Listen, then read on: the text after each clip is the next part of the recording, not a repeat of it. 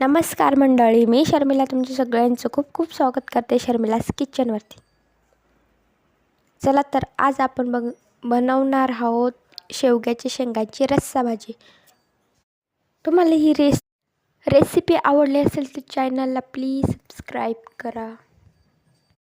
मी आता शेंगाला वाफवून घेते, त्यासाठी शेंगा मीठ पण ॲड करायचं.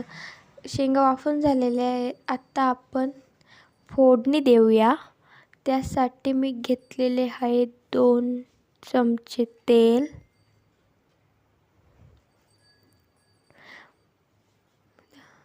2 चमचे तेल टाकलेले.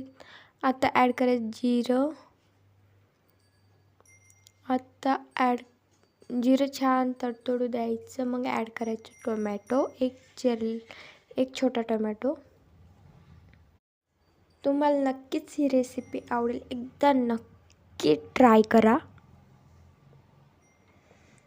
टोमॅटो ॲड केलेला आहे. टोमॅटोला छान असं फ्राय करून घ्यायचं. टोमॅटो मस्त असं सॉफ्ट होईपर्यंत फ्राय करायचं आहे.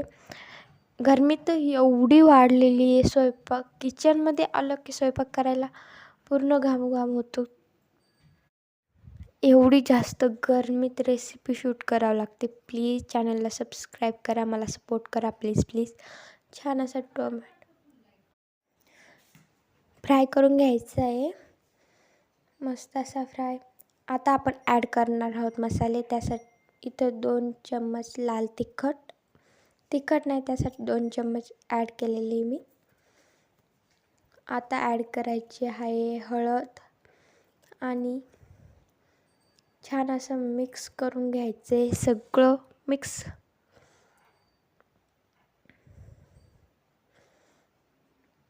छान असा कलर आलेला आहे. आता ॲड करायचं आहे मीठ. लक्षात असू द्या, आधी पण मीठ ॲड केलेलं आहे शेंगा शिजताना, त्यामुळे त्या मिठाच्या अंदाजानुसारच आता ॲड करा. आता ॲड करायचे आहे. छान अशा सगळ्या शेंगाला ॲड करून घ्यायचं आणि छान असं परतवून घ्यायचं. यात आपण शेंगदाण्याचं कूट पण ॲड करणार आहोत. छान असं मिक्स करून घ्यायचं आहे. बघा किती छान मिक्स झालं आहे. छान मिक्स करत राहायचं.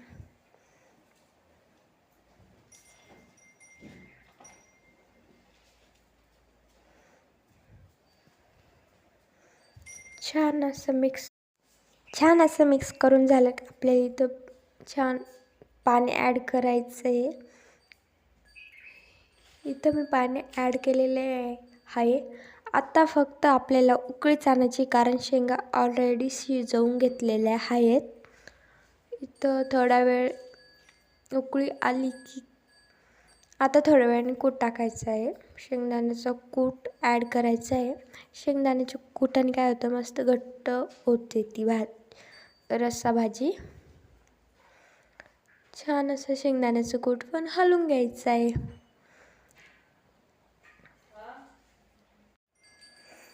हे बघू शकता, सगळं एकदम मस्त असं मिक्स झालेलं आहे. हे बघा, इथं छान अशी मी 2 मिनटं उकळी आणून घेतलेली. तुम्ही बघू शकता किती छान अशी तरी पण आलेली आपल्या शेवग्याच्या शेंगाला. लवकरच भेटूया नवीन